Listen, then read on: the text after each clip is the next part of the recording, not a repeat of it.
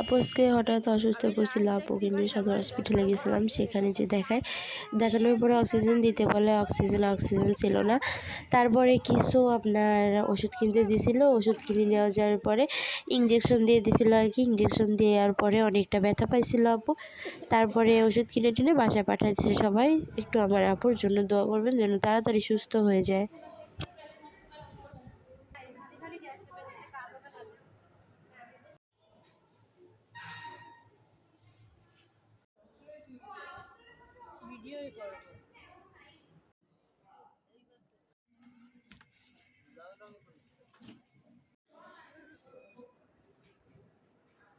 নিঃশ্বাস নাও, নিঃশ্বাস নাও।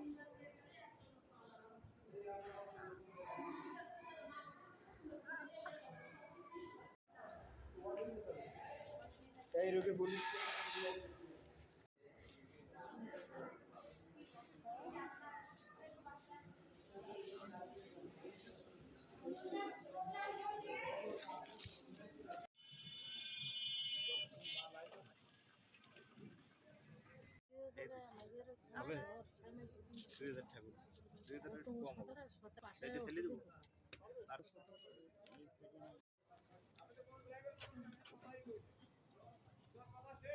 রোগী